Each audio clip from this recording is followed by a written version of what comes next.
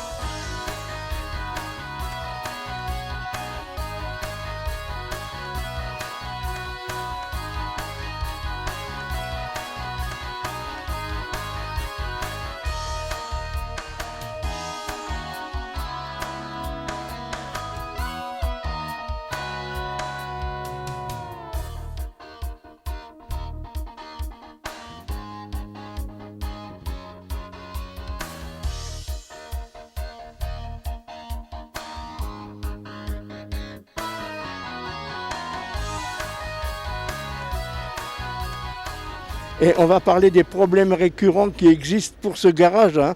C'est vrai qu'il existe des problèmes là, hein. Bah oui, il existe beaucoup de problèmes de stationnement depuis qu'il y a eu des travaux, sans nous demander rien. Donc on a modifié tout. On nous a mis un passage piéton juste devant l'entrée du garage, comme vous pouvez le constater. Un plateau. Et puis on nous a retiré plus de 8 places de stationnement. Donc forcément, les gens ils n'arrivent plus à se garer pour venir dans notre garage. Alors les gens ils sont obligés d'aller se garer là-bas à l'église et vous allez chercher les voitures là-bas. Tout à fait, oui. Vous avez pu constater qu'on avait 3 places devant. Avant, on en avait 1, 2, 3, 4, 5. On avait 8 places et on est retombé à 3. Donc maintenant, on va se garer sur le parking de l'église. On n'a jamais fait ça depuis 20 ans. Puis on vous voit reculer, je vous ai vu tout à l'heure reculer pour reprendre la route, c'est une galère. Hein. Ah ouais, c'est une galère. Et puis les gens, donc, ils se plaignent qu'ils ne peuvent pas venir au garage parce qu'ils ne trouvent pas de place pour se garer. Hier, on a eu un représentant, il nous a dit j'ai pas pu me garer, donc je suis pas venu. Ah oui, d'accord. Donc il y a des problèmes au niveau du Bon, on a essayé de s'expliquer avec la mairie, mais aucun moyen de parler, aucun moyen de s'expliquer. Non, nous sommes venus des hors-la-loi. Puisque nous n'avons plus le droit de rentrer dans le garage en marche avant, nous n'avons plus le droit de stationner devant notre garage. C'est ce qu'on nous a dit. Interdit de stationner là. On n'a plus le droit de se stationner devant le garage plus de 5 minutes. Comme on a un passage piéton, donc on ne peut plus se garer, on est dehors la loi du code de la route, logiquement. On a des barrières partout, il faut manœuvrer, les gens ils ont du mal à reculer. Ouais, on voit les... Vous avez vu les gens quand ils reculent, ils sont à la limite. Donc on a le signalé, mais on s'en fout. Les fleurs apparemment c'est plus important que les petits garages de proximité. Ah. C'est vrai que ça pose un problème quand même. Tout à fait, oui. Il y a deux soucis. Un, quand on recule, il faut faire attention aux voitures qui arrivent. Et deuxième souci, il faut faire attention qu'une personne ne traverse pas. Donc il faut faire doublement attention. Alors on sort et puis on passe notre temps à garer les voitures, à chercher après. Même nous quand on arrive le matin, on ne sait plus où se garer. Alors on tourne en rond, les voitures ils tournent, ça pollue, ça tourne dans tous les sens, les gens ils cherchent des places. Je vois pas l'intérêt de mettre des fleurs si on pollue 2 fois plus qu'avant. Et puis surtout, le problème du passage clouté quand même. Ouais, là, Tout à fait, oui. Juste devant le garage, comme vous avez pu le constater. Hein, je vous dis, il faut faire 2 fois attention. Donc c'est pas facile pour nous à travailler. Il y a un problème de sécurité quand même. Sécurité, ouais. J'ai même appelé là, au machin du travail, comment on appelle ça, là, qui font les sociétés, là. À Ursel, là, vous savez, la chambre des métiers. Je leur ai dit qu'on avait un passage flouté maintenant juste devant notre porte de garage. Au début, ils rigolaient, ils pensaient que je rigolais. C'est pas possible. Vous pouvez pas avoir un passage flouté devant votre garage. Ils me disent c'est impossible. Bah, je vous assure que c'est vrai. Ils pensaient que je plaisantais. Non, c'est réel. Hein. On l'a même filmé, hein, le passage clouté, il est réel. Hein. Ah bah oui, donc je vous explique pas, nous on peut plus garer de camionnettes, on peut plus faire de l'utilitaire, on a une gêne quand même au niveau du travail. Commerce, oui. Et puis en plus on peut même pas en discuter avec la mairie parce que j'ai appelé un gars de la mairie, il m'a envoyé sur les rosques en gros. Pas moyen de discuter. Pas de concertation alors. Non, du tout, non. On a, à la construction du plateau, on a demandé avant qu'il l'installe, voir si c'était pas possible de le déplacer de 50 mètres avant ou après, mais il nous a été répondu que non, puisque c'était par rapport aux 2 feux qu'il y a entre les 2 feux. Voilà. Même les ouvriers qui sont venus, même les ouvriers qui ont participé aux travaux, ils nous disaient c'est n'importe quoi, c'est un petit peu n'importe quoi, mais ils sont obligés de faire ce qu'on leur dit, quoi. C'est ça qu'on a du mal à comprendre, qu'il n'y ait pas eu de concertation avec vous. Non, ils sont venus, les gens de la mairie sont venus devant le garage, mais ils ne sont pas venus nous voir, ni rien du tout. On fait ça sans demander rien à personne. Regardez, la voisine d'à côté, elle ne reçoit plus personne. Ça pénalise tout. Elle m'a dit qu'elle allait arrêter parce que c'était plus possible de travailler comme ça. Ah non, elle ne reçoit plus de clients, elle baisse les bras. Regardez, ne serait-ce que pour les poubelles, les gens ne peuvent plus sortir les poubelles devant leur maison. On se demande qui c'est qui a réfléchi à ça, parce que c'est ça quand on fait des trucs sans demander rien à personne. Surtout que vous êtes les premiers concernés quand même là. Tout à fait, oui. Et au niveau des barrières, c'est pareil, on avait demandé ce que les barrières, si c'était pas possible de faire un angle au niveau du braquage pour que le client puisse rentrer plus facilement. Et donc voilà, vous avez pu constater que ça n'a pas été fait, enfin ils n'ont pas écouté ce qu'on avait demandé, quoi. Non, ce qui est triste, c'est qu'il n'y a aucune discussion possible avec les gens de la mairie, on se fait envoyer. Ouais, ce que je veux dire, quoi. On peut même pas parler, Oui, c'est pas normal, on se rend compte quand même qu'il y a des problèmes qui sont flagrants, puisque on était en face tout à l'heure, on a vu pour rentrer la voiture, il y a une voiture qui est venue, c'est une véritable galère. C'est des petites voitures, hein. Quand vous avez des camionnettes, tout ça on peut plus. Hein. On a du mal à se faire livrer. Hein. Le gars qui vient nous livrer les pneus, et quand le gars il vient nous enlever les vieux pneus, tout ça, il peut même plus venir là. Hein. C'est vrai qu'il y a un souci, donc on espère qu'au niveau de la mairie, peut-être que ça va bouger un tout petit peu, parce que vous avez le droit de travailler quand même. Hein. Bah oui, là c'est vrai que déjà on est embêté avec le Covid, on voit beaucoup moins de monde. En plus, les personnes âgées, ils n'arrivent pas à se garer, donc ils vont plus venir ici. Hein. Quand vous pouvez plus vous garer, un garage où on peut plus se garer, alors qu'avant on pouvait se garer. Ça, depuis, il y a combien de temps que vous êtes là ? Ça fait une vingtaine d'années qu'on est ici. Vingtaine d'années, ouais. Jamais eu de soucis avec personne, ni rien. Et puis là, d'un seul coup, c'est le chamboulement. D'un seul coup, on est pénalisé. Apparemment, on n'est pas important. Les petits garages comme nous de proximité, on nous pousse à partir. Enfin, je sais pas, on comprend pas. Il faut qu'on parte aux alentours de Soissons, comme tout le monde. Hein. Regardez, dans Soissons, il y a quasiment plus rien. Tout le monde se part à l'extérieur.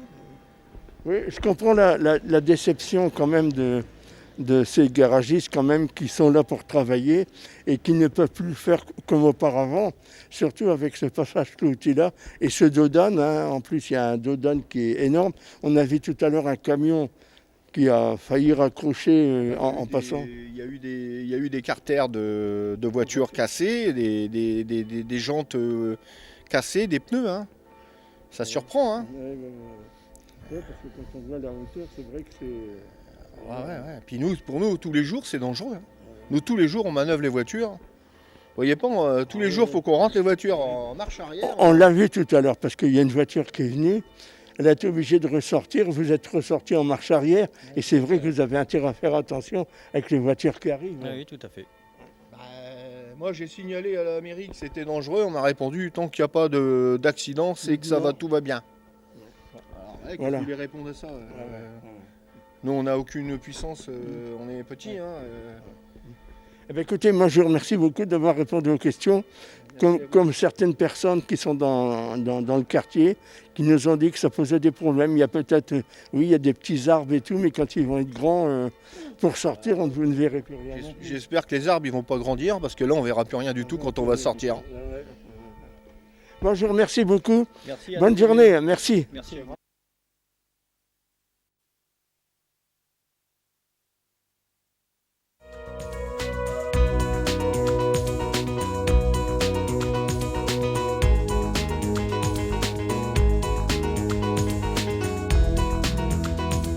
NTV se trouve dans le bureau de Madame Platrier et de Monsieur Janson, donc ici à la mairie de Soissons. Alors je tenais à vous rencontrer, comme je vous l'avais dit, Madame Platrier, au sujet donc de la porte de Crouy, des travaux qui ont été réalisés, et principalement donc une réclamation qui a été faite par le garage Saint-Va concernant donc un passage clouté juste devant son entrée, et puis le réhausseur qui a été fait devant chez lui. Alors Monsieur Janson, parlez-moi un peu de ces constructions. Alors, l'aménagement qui a été fait sur l'ensemble de la rue Porte-Crouy répondait à des priorités qui étaient exprimées par les riverains, qui étaient des priorités de sécurité routière et des priorités de circulation des piétons. Nous avons été interpellés à de nombreuses reprises depuis ces dernières années sur les problèmes de circulation des piétons, entre autres, mais aussi de la vitesse, que tout le monde avait déjà pu constater, et des difficultés de stationnement et autres. Donc Monsieur le maire nous a demandé de réfléchir à un aménagement sur l'ensemble de la rue. La première chose, c'était de redescendre des voitures qui stationnaient de façon anarchique sur les trottoirs, de les repositionner correctement sur la chaussée, sur l'espace de voirie, de limiter la voirie à une seule voie et de profiter de cet aménagement pour créer une vraie piste cyclable sur 2 mètres de large sur la totalité de la rue. Ça, c'était les premiers aménagements sur la totalité de cette rue Porte-Crouy. Une fois ça réalisé, on s'est posé la question de comment pouvoir casser la vitesse qui était aussi mise en cause, principalement sur l'entrée de la rue, évidemment. C'est sur le premier tiers de cette longue rue qu'il fallait agir. Donc on a traité le premier carrefour qui était suffisamment éloigné de la place de l'An pour pouvoir faire un plateau modérateur de vitesse à cet endroit-là.